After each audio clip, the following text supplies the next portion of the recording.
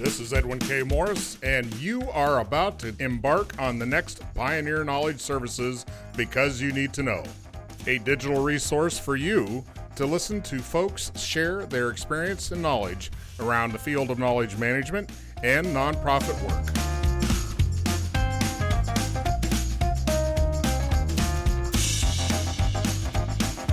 Hi, my name is Eric Beach. I live in Appleton, Wisconsin, Midwest of the United States. The most interesting thing near me is pretty much everything is interesting near me. I get distracted easy. I study things. I don't know. I don't have a problem being interested in something. One thing I've learned is to know how to do a lot of things. There's a lot more opportunity for success if you know which levers to pull. So if you're good at a lot of things, if you have a wide tool belt, then there's more room for you to maneuver economically. I absolutely love working for myself. I like the freedom of being independent. I like knowing what I put in is what I get out. I feel I have more impact at my organization because I work for myself. Started working when I was a kid. I did chores, pulling out trash. I was a paper boy for 2 years. I worked fast food at Hardee's, which I really love, being part of a team, having fun with friends. Did a year of construction right upon graduation, building houses.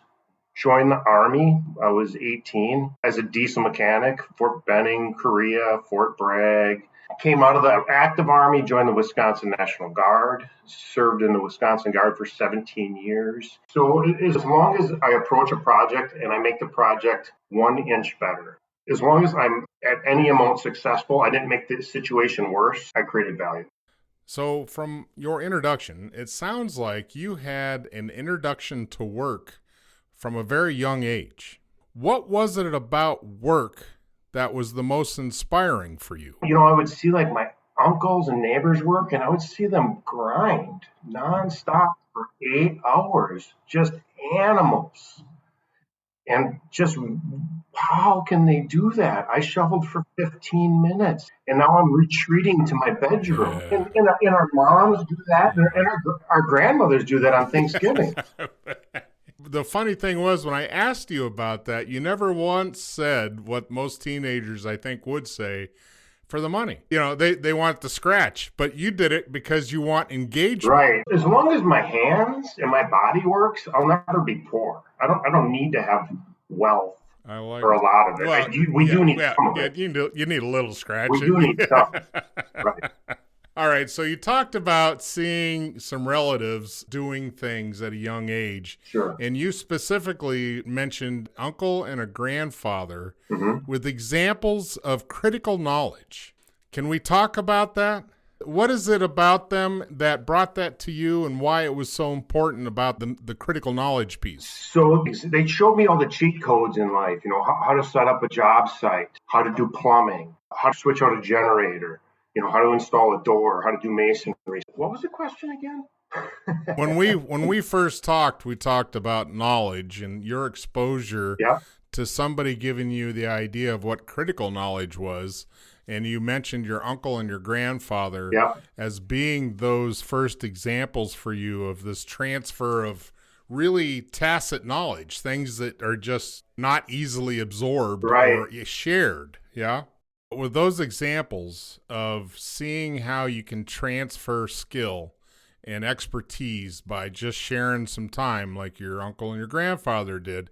I mean, that's almost like a mentorship, right? I mean, it's really a hands-on. It's exactly what it was, and it's really the best way to exchange knowledge. When do you learn something best? When there's direct engagement. Look at me and you. Our eyes are making contact. I'm speaking clearly. I have your full attention. Right now, you and I are sharing knowledge as purely as we can, because we're doing it hands-on, one-on-one. We both have each other's attention. So that's what you get when you're working with somebody on a job site. When you have to go study by yourself or do remote, you don't get that. You don't get to like break into the more conversation.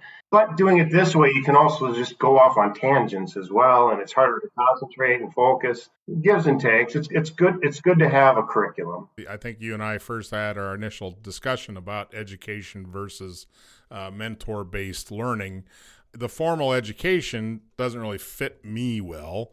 Going back to our military training, a lot of that was hands-on. I mean, you did first aid by doing first aid. You didn't take a written test on tourniquet applications. You did it, right? You did the step by step, and that repetition and the physical memory, the everything just kind of over time becomes not really a hard thing to do because it's mechanical. It becomes repetition based.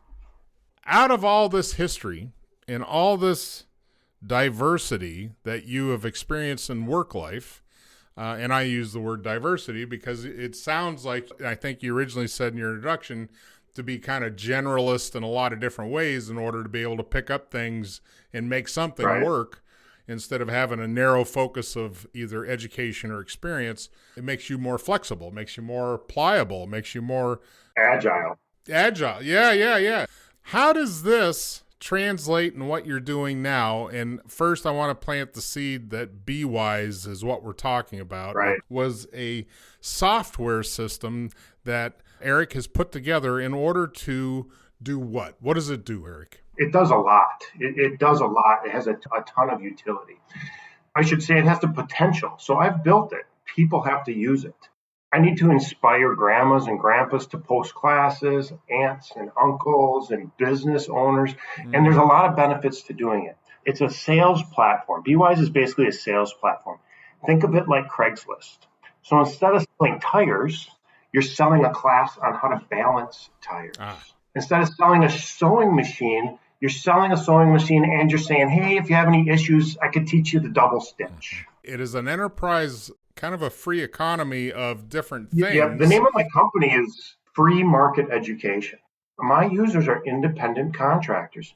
So you could teach a class called How to Set Up Audio for a Recording Studio. Is it freely available to users to pull from? Do you have to have a login in order to just go search for these? You can view it without a login. Okay. You can set up a profile very quickly. It's probably easier to use than some other social apps you've been using. Student users would apply for a class. The teacher would accept the application. Then the student makes a reservation with credit card. Teacher gets paid when the class conducts. Teacher can set up the class. Teacher sets all the parameters. The who, what, when, where, why, and how. So the teacher could just make the class content. So they could just upload 4 videos and say, hey, for $20, I'll let you watch my 4 videos. Or it could be a set of plans, like, hey, this is how you wire this Adreno. The teachers get the post content and they can sell it, so they don't even have to be there for the transaction. Or they could post content and sessions, or they could post just an in-person session. So it's a free market of educators. That's the name of the company, Free Market Education. And the name of the app is BWise. Now, this app, is it an actual downloadable app? Yeah, you can search the letter B, BWise, or B-WISE. It's the owl, the logo. Smart use of a logo, yeah. Or www.bwise.app. So you can access it from the desktop. So there's 3 interfaces. I hear your motivation. The motivation is to give a place for people to share knowledge and for people to learn. Yeah. But would you say that it doesn't sound like it's comparative to like Blackboard or one of those type of learning management systems that is more... It's different. This actually sounds a little less stodgy than like Blackboard as far as... There are a lot of people that have tried to build a lot of different systems. So I'm a very little speck in the sea. Well, what's going to spell success for Eric and BWise? So organic users. If I could just publish it and some dude out in Toledo creates a How to Keep Bees class and he teaches some little Johnny how to keep bees and inspires him how to be a beekeeper, that would be success. That would be making the situation better because you applied effort. So I hear you going back to your own inspiration that if you could make something 1% or 1 inch better than the way you found it, then that's a plus. That's success. Success, right? Yeah. Even if you spent a lifetime doing it, if that was your goal and you spent a lifetime doing it, you were successful. Well, I think that's a pretty good motivation for anybody, and I would ask that everybody listen to that really closely because I think that's something that a lot of people think that success is one big thing, one huge eureka moment. You moved a mountain, No, it's each relationship we have. It's each meal we eat. All those little pieces. Yeah.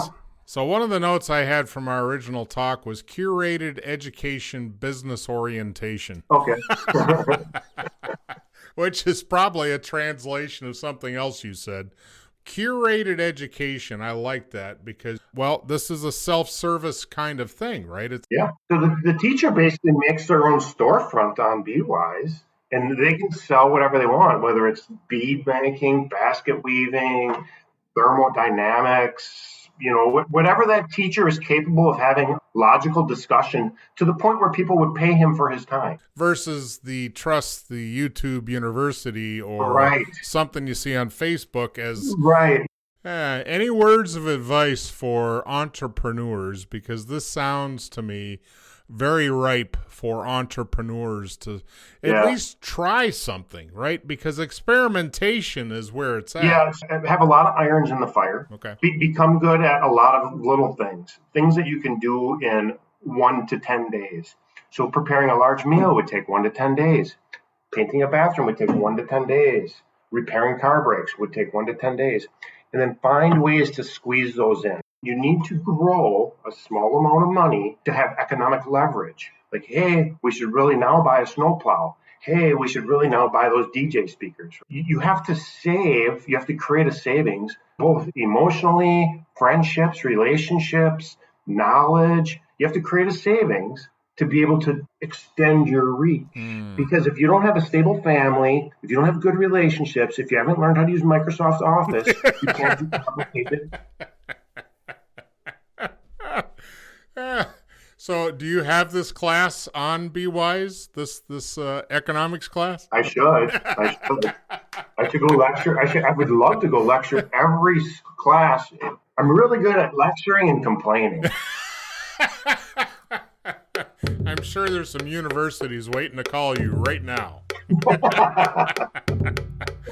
Well, let me ask you this, Eric. As soon as we talked about critical knowledge, for the listener, could you define what you think knowledge management means? I guess knowledge management is like having a plan. Like, where do you want to focus yourself? And how do you keep track of who knows what? How do you keep track of, hey, she knows about that plant. He knows about international trucks. Right around us, within like 50 miles, there's a lot of knowledge. If you can keep track of who knows what, try to record history too. That's probably pretty important. Maybe history should be knowledge management, and knowledge progression is learning. Everything's in practice. We just try to do the best with the best intentions. Nobody's an expert. I mean, there probably is the smartest dude in the room. Sure. He can be smarter. Kind of adage of keeping your blade sharp. One of the things I wanted to bring up from a previous show that you may find interesting is the European Union has introduced something called the European Year of Skills. And it is an interactive mapping of, just like you just said, geographically you can find skill sets. You register for this thing, and what it does is it populates. BWise would basically do the same thing. It would automatically do it. So if you signed up for a honeybee class, honeybee keeper over here, honeybee keeper at 10 o'clock, then whenever there's a national honeybee emergency, the government can call you ASAP. And so, oh my God, there's so much more I have to tell you. I know you got a lot to talk about with what this can do. You've given us kind of the use case with kind of an economic driver behind it where you're selling your skills. Yeah. But what would be the top 3 things you want the listener to really think about when it comes to this service and just in life in general? Oh, okay. Top 3.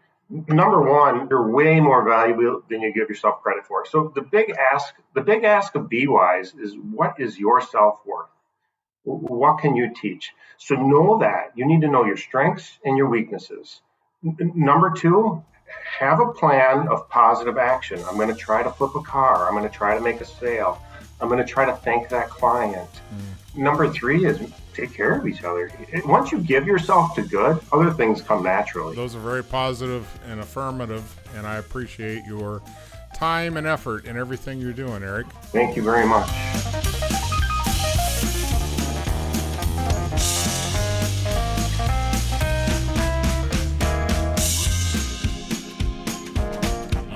just finished our latest Because You Need to Know, a public service of Pioneer Knowledge Services. Please join us on LinkedIn and find us at pioneer-ks.org.